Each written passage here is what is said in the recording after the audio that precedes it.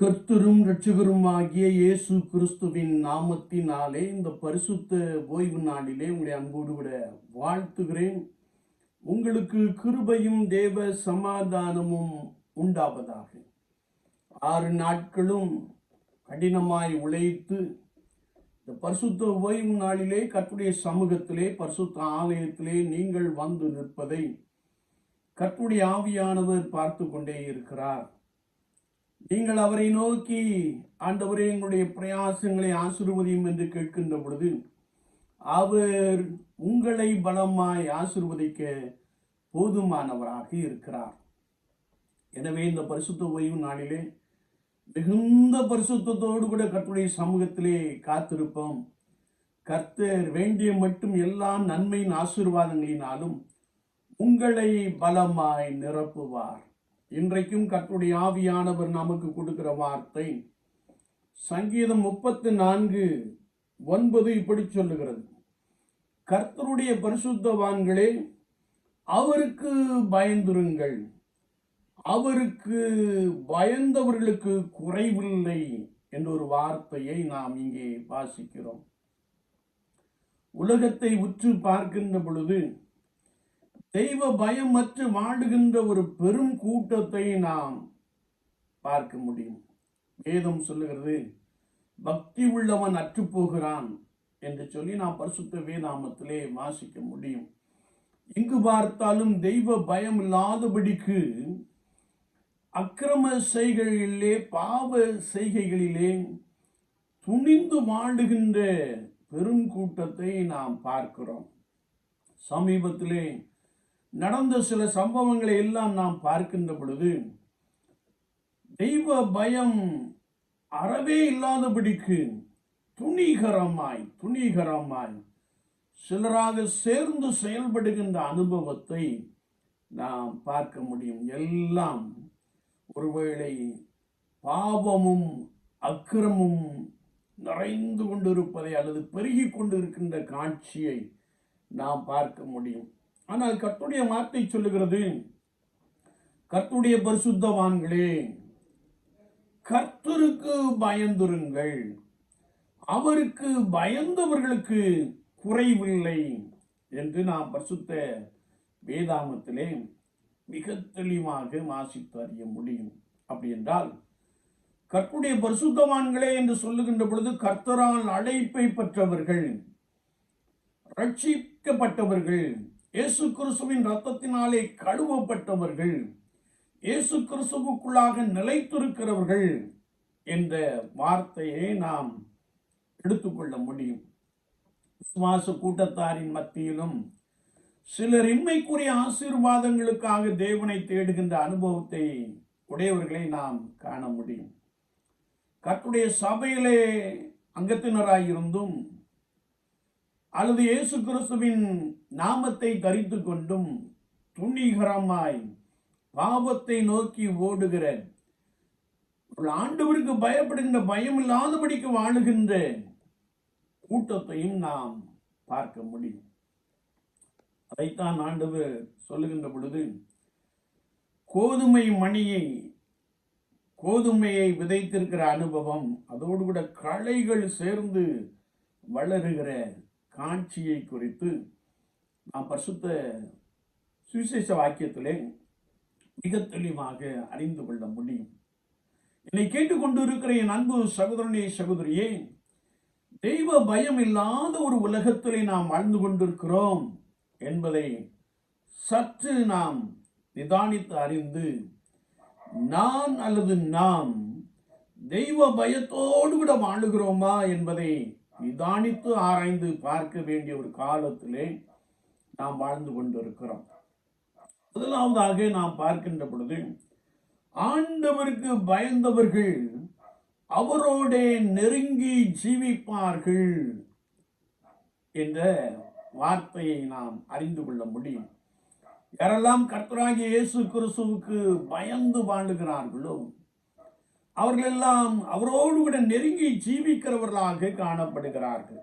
ஆதியாகமத்தின் புஸ்தகம் 5ஆம் அதிகாரம் 22ஆம் வார்த்தையை நாம் வாசிக்கின்ற பொழுது, ஏனோ கிட்டத்தட்ட 300 வருஷம் தேவனோடே சஞ்சரித்து கொண்டிருந்தான்.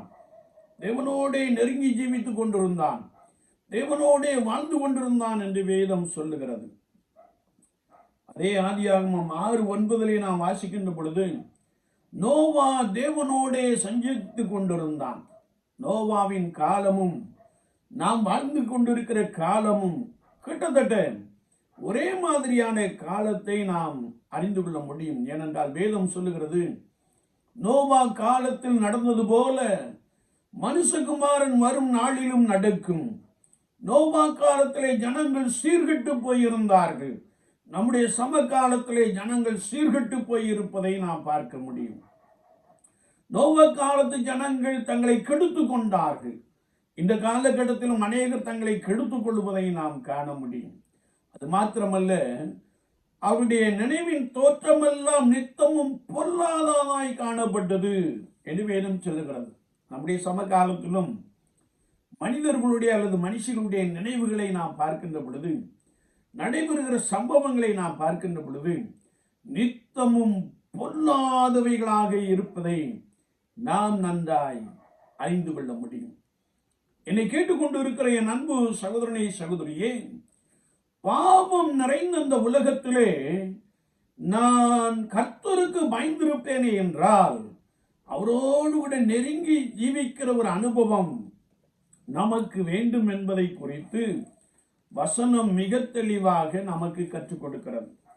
ஒருவேளை இதே சங்கீதம் 25:12 முதல் 14 வசனங்களை நாம் தியானிக்கின்ற பொழுது, அங்கே கர்த்தருடைய வார்த்தை சொல்லுகிறது, கர்த்தருக்கு பயப்படுகிற மனுஷன் எவனோ அவனுக்கு தாம் தெரிந்து கொள்ளும் வழியை போதிப்பார். அவன் ஆத்துமா நன்மையில் தங்கும். அவன் சந்ததி பூமியை சுதந்திரித்துக் கொள்ளும். கர்த்தருடைய ரகசியம் அவருக்கு பயந்தவரிடத்தில் இருக்கிறது. அவர்களுக்கு தம்முடைய உடன்படிக்கையை தெரியப்படுத்துவார் என்று வார்த்தை நமக்கு மிக தெளிவாக கற்றுக் கொடுக்கிறது. விசுவாச வாழ்க்கையிலே கர்த்தராகிய இயேசு கிறிஸ்துவை பின்பற்றுகிற அனுபவத்திலே நாம் கர்த்தருக்கு பயந்து வாழுகின்ற பொழுது அவர் தம்முடைய வழியை நமக்கு போதிக்கிறவராக இருக்கிறார். அது மாத்திரமல்ல, சங்கீதம் 119:71 நாம் வாசிக்கின்ற பொழுது அங்கே கர்த்தருடைய வார்த்தை சொல்லுகிறது, சங்கீதக்காரர் சொல்லுகிறார், நான் உபத்திரவப்பட்டது எனக்கு நல்லது, அதனால் உம்முடைய பிரமாணங்களை கற்றுக்கொள்கிறேன் என்று சொல்லுகிறார். நான் உபத்திரவப்பட்டதினாலே நான் உம்மை நெருங்கி சேருகிற ஒரு பெரிய அனுபவத்தை பெற்றுக் கொண்டேன் என்று சங்கீதக்காரன் சொல்லுகிற ஒரு வார்த்தையை நாம் வாசிக்க முடியும். இன்னும் நாம் அப்போஸ்தலனாகிய யாக்கோபு 4:8 நாம் வாசிக்கின்ற பொழுது அங்கே கர்த்தருடைய வார்த்தை சொல்லுகிறது, தேவனிடத்தில் சேருங்கள், அப்பொழுது அவர் உங்களிடத்தில் சேருவார் என்ற வார்த்தையை நாம் வாசிக்க முடியும். தொடர்ந்து அதே பகுதியிலே வாசிக்கிறோம், பாவிகளே உங்கள் கைகளை சுத்திகரியுங்கள், உங்கள் இருதயத்தை பரிசுத்தப்படுத்துங்கள், உங்கள் இருதயம் கர்த்தருக்கு ஏற்ற இருதயமாய் காணப்படுமே என்றால் நீங்கள் தேவனோடு கூட நெருங்கி ஜீவிக்கிற ஒரு பெரிய அனுபவத்தை பெற்றுக்கொள்வீர்கள் என்பதை குறித்து அப்போஸ்தலனாகிய யாக்கோபு மிக தெளிவாக நம்மோடு கூட கர்த்தருடைய ஆவியானவரை கொண்டு பேசுகிறார். அது மாத்திரமல்ல, நாம் யோபுவின் புஸ்தகம் 1 அதிகாரம் 1 வசனத்தை நாம் வாசிக்கின்ற பொழுது அங்கே கர்த்தருடைய வார்த்தை சொல்லுகிறது யோபுவை குறித்து, அந்த மனுஷன் உத்தமனும் சன்மார்க்கனும் தேவனுக்கு பயந்து பொல்லாப்புக்கு விலகுகிறவனுமாயிருந்தான் என்று யோபுடைய வாழ்க்கையை நாம் பார்க்க முடியும்.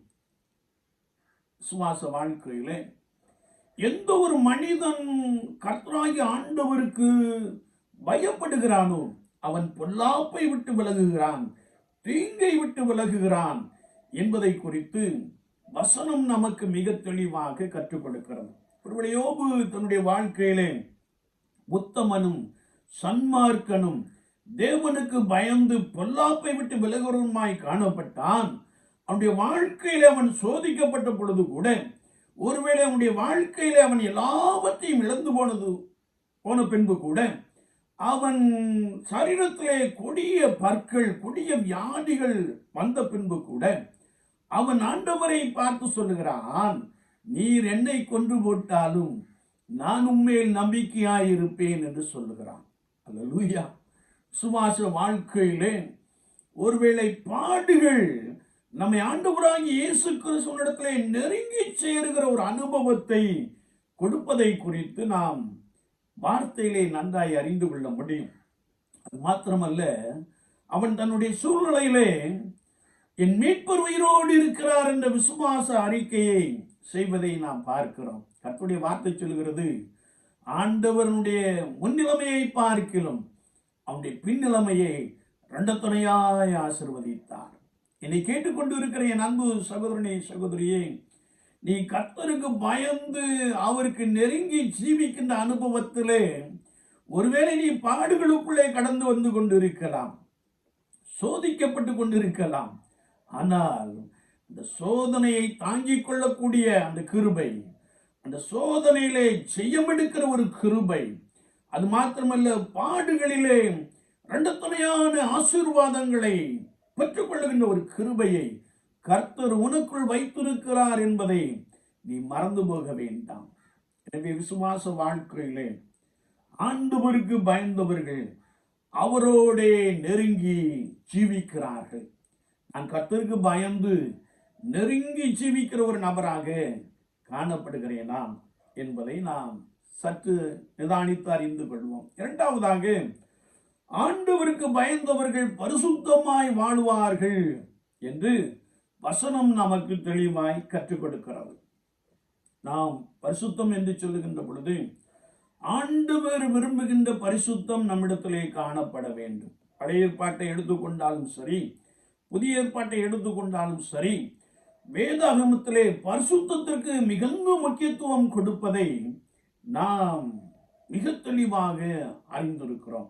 அப்போஸ்தலனாகிய பரிசுத்த பவுல் கொரிந்தியர்கள் 2ஆம் நிருபம் 7ஆம் அதிகாரம் 1ஆம் வார்த்தையை நாம் வாசிக்கின்ற போது, பிரியமானவர்களே, மாம்சத்திலும் ஆவியிலும் நம்மை சுத்திகரித்துக் கொண்டு பரிசுத்தமாக்குதலை தேவ பயத்தோடு பூரணப்படுத்த கடவோம் என்று வசனம் சொல்லுகிறது.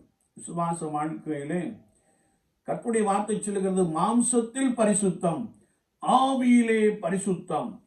இதை நான் ஒவ்வொரு நாளும் கர்த்தருடைய சமூகத்திலே காத்திருந்து புதுபலத்தோடு கூட அப்படி கிருபையை பெற்றுக்கொண்ட மனிதனாய் மனுஷியாய் பரிசுத்தமாக்குதலை தேவ பயத்தோட பூரணப்படுத்த கடவோம் என்று வசனம் நமக்கு தெளிவாய் கற்றுக் கொடுக்கிறது.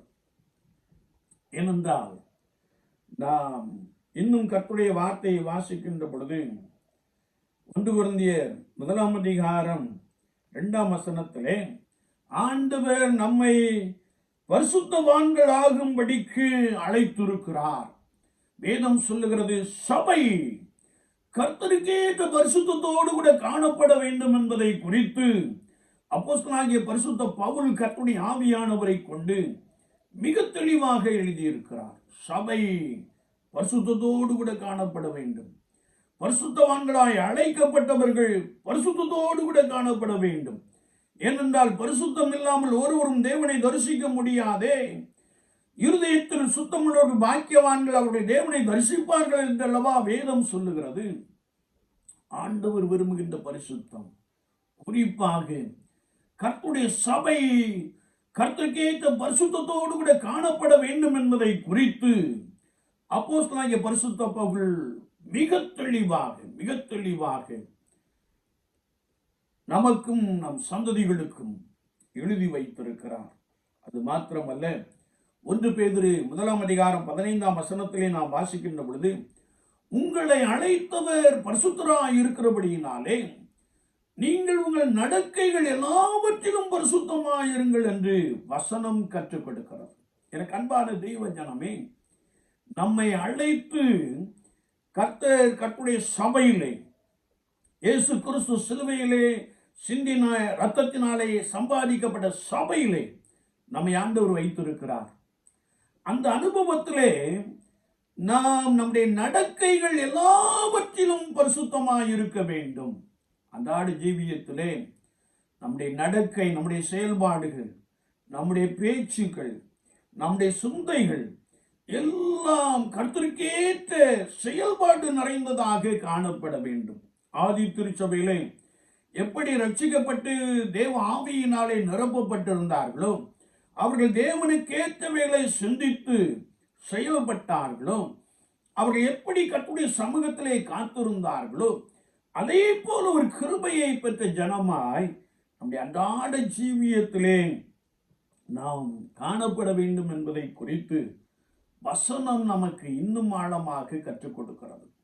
சுவாச வாழ்க்கையிலே அன்றாட ஜீவியத்திலே நான் கர்த்தருக்கேற்ற ஒரு நடக்கை உள்ளவர்களாய், கிறிஸ்துவின் சிந்தையினாலே நிறைந்தவர்களாய், அது மாத்திரமல்ல ஆண்டவருக்கு ஒவ்வொரு நாளும் பயந்து பரிசுத்தத்தை காத்துக் கொள்ளுகிறவர்களாக நாம் காணப்படுகிறோமா என்பதை குறித்து நம்மை இன்னும் ஆழமாய் நம்மை நாமே சிந்தித்து அறிய அழைக்கப்படுகிற ஒரு அனுபவத்திற்குள்ளே ஆண்டவர் நம்மை அழைக்கிறார்.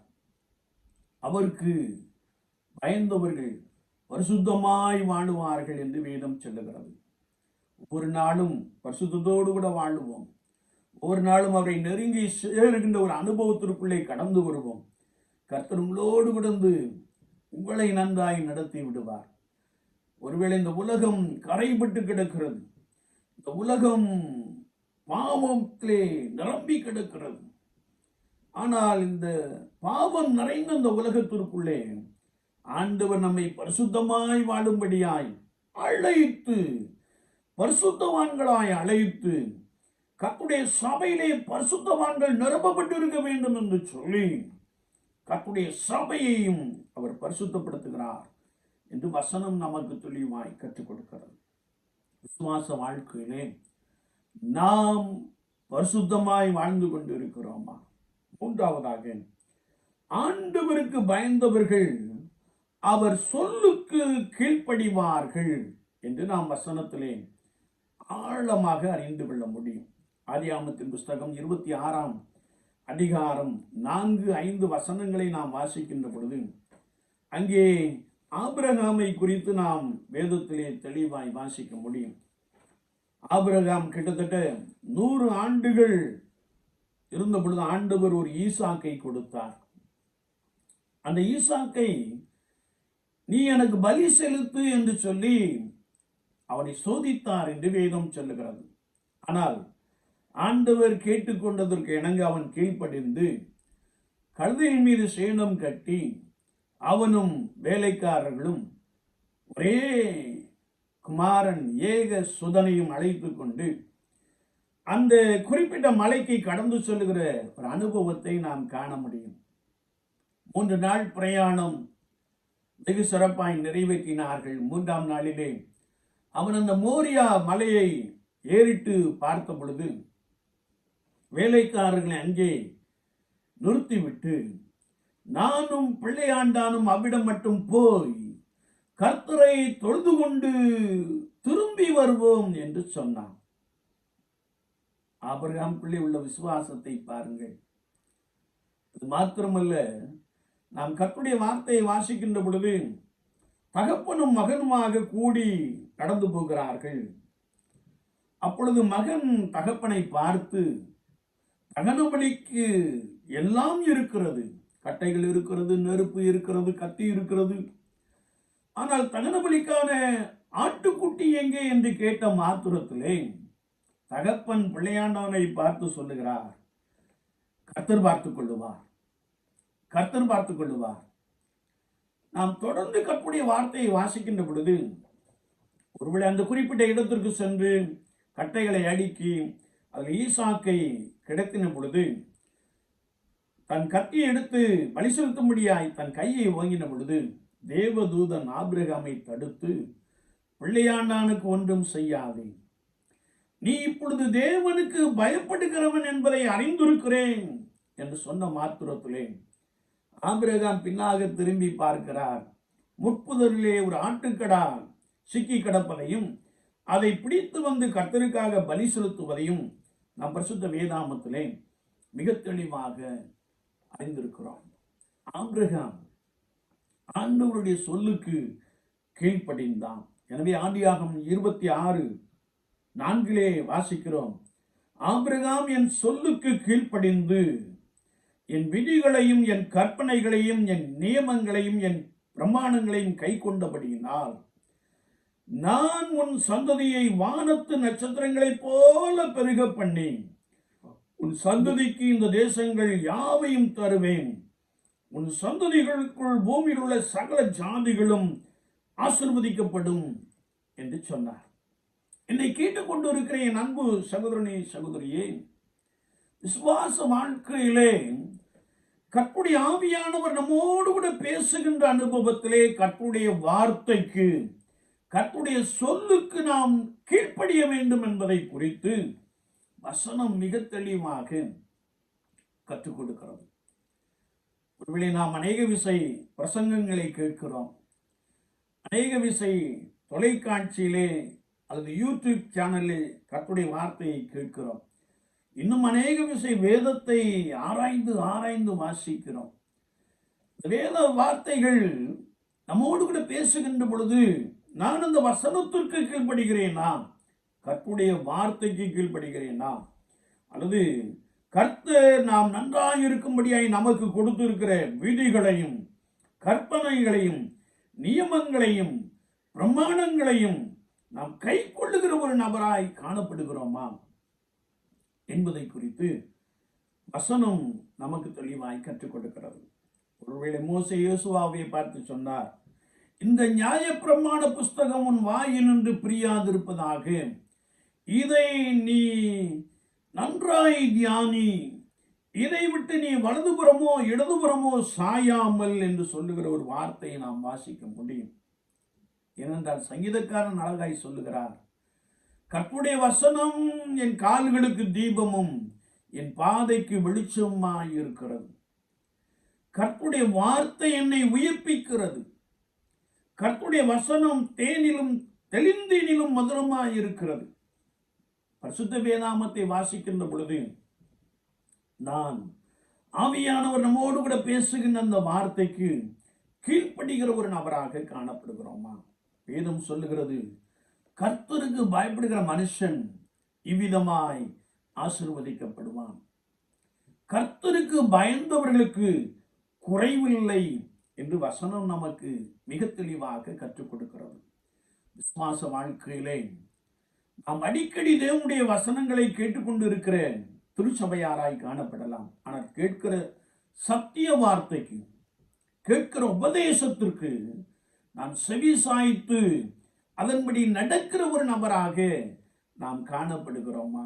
விசுவாச வாழ்க்கையிலே நான் கர்த்தருடைய சத்தத்திற்கும் கர்த்தருடைய வார்த்தைக்கும் கீழ்ப்படுகின்ற பொழுது கர்த்தர் நம்மை நன்றாய் ஆசீர்வதித்து விட போதுமானவராக இருக்கிறார் என்பதை நாம் வேதாகமம் முழுவதும் நன்றாய் அறிந்து கொள்ள முடியும். எனவேதான் சங்கீதக்காரன் சங்கீதம் 81 சொல்லுகின்ற பொழுது 8ஆம் வசனம் இப்படி சொல்லுகிறது, என் இஸ்ரவேலே நீ எனக்கு செவி கொடுத்தால் நலமாயிருக்கும். அது மாத்திரமல்ல, நீ செவி கொடுப்பது மாத்திரமல்ல, என் வழிகளில் நடந்தால் நலமாயிருக்கும். யாரெல்லாம் கர்த்தருடைய சொல்லுக்கு, கர்த்தருடைய வார்த்தைக்கு, ஜீவனளிக்கும் வாழ்வளிக்கும் வார்த்தைக்கு கீழ்ப்படுகிறார்களோ அவர்களை ஆண்டவர் ஆசீர்வதிக்கிறார் என்று வேத வசனம் நமக்கு தெளிவாய் கற்றுக் கொடுக்கிறது. எனவேதான் நாம் இங்கே வாசிக்கிறோம், கர்த்தருடைய பரிசுத்தவான்களே அவருக்கு பயந்துருங்கள், அவருக்கு பயந்தவர்களுக்கு குறைவில்லை. சிங்கக்குட்டிகள் தாழ்ச்சி அடைந்து பட்டினியாய் இருக்கும் கர்த்தரை தேடுவர்களுக்கு ஒரு நன்மையும் குறைவிடாது என்ற வசனத்தை பரிசுத்த வேதாகமத்திலே தெளிவாய் வாசிக்க முடியும். விசுவாச வாழ்க்கையிலே கர்த்தராகிய இயேசு கிறிஸ்துவை பின்பற்றுகிற அனுபவத்திலே நாம் ஒவ்வொரு நாளும் ஆண்டவருக்கு பயந்து அவரோட நெருங்கி ஜீவிக்கிற ஒரு நபராக காணப்படுகிறோமா? இரண்டாவதாக, ஆண்டவருக்கு பயந்து பாவம் நிறைந்த இந்த உலகத்திலே பரிசுத்தத்தை காத்துக் கொள்ளுகிறோமா? பரிசுத்தமாய் வாழுகிறோமா? மூன்றாவதாக, ஆண்டவருக்கு பயந்து அவருடைய சொல்லுக்கு கீழ்ப்படுகிற ஒரு நபராக நாம் காணப்படுகிறோமா? சற்று நம்மை நாமே நிதானித்து ஆராய்ந்து பார்ப்போம்.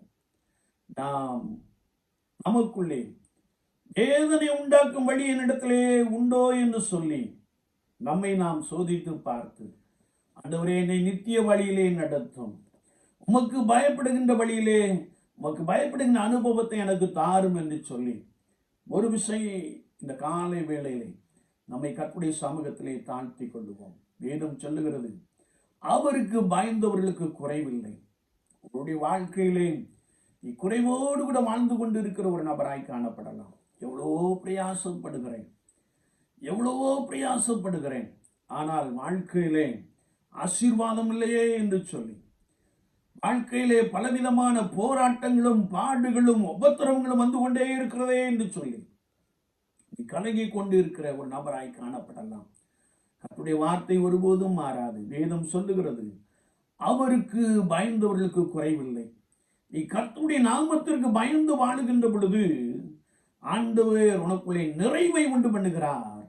உனக்கு ஒரு பெரிய ஆசீர்வாதத்தை வைத்திருக்கிறார். உனக்குள்ளே உன் குடும்பம் ஆசீர்வதிக்கப்பட்டு இருக்கும். உனக்குள்ளே உன் பிள்ளைகள் ஆசீர்வதிக்கப்பட்டு இருக்கும்.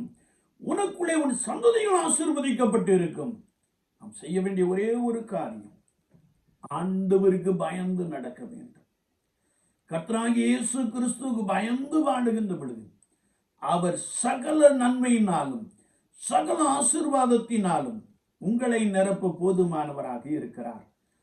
உங்கள் சரீரத்தில் ஒருவேளை நீங்கள் பாடுகளோடு கூட காணப்படுவீர்கள் என்றால், எப்படி ஆண்டவர் யோபுவை குணப்படுத்தினாரோ அப்படியே உங்களுக்கும் அற்புதம் செய்து உங்களையும் அதிசயங்களை காண பண்ணி இரண்டத்துணையான நன்மையினாலே இரண்டத்துணையான ஆசீர்வாதங்களினாலே இப்பொழுது உங்களை நிரப்ப போதுமானவராக இருக்கிறார்.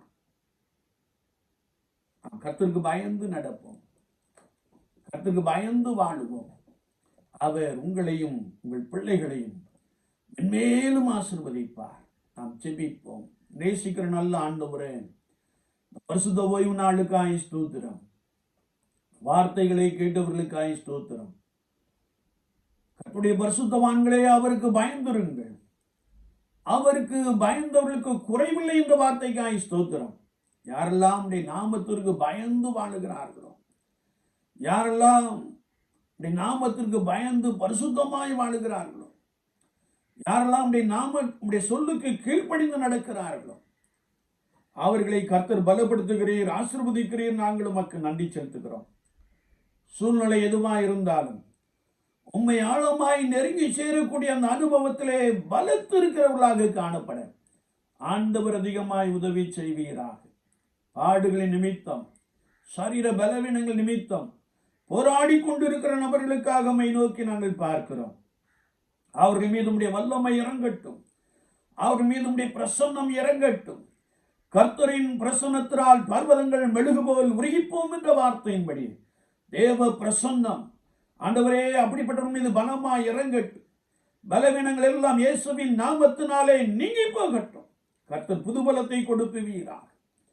யோபுவை போல இரண்டத்துணையான நன்மைகளினாலே, இரண்டத்துணையான ஆசீர்வாதங்களினாலே நிரப்புவீராக. நன்மையும் கிருபையும் உமக்கு பயந்து வாழுகிற ஜனங்கள் மீது இன்னும் அதிகமாய் இன்னும் அதிகமாய் இன்னும் அதிகமாய் காணப்படட்டும். சகல நன்மையின் ஆசீர்வாதத்தினாலும் நிரப்புவீராக. நன்மையும் கிருபையும் என்னென்னைக்கும் ஜனங்களை தொடரட்டும். இயேசு கிறிஸ்துவின் நாமத்தில் ஜெபம் கேளும் பரிசுத்த பிதாவே. ஆமென், ஆமென்.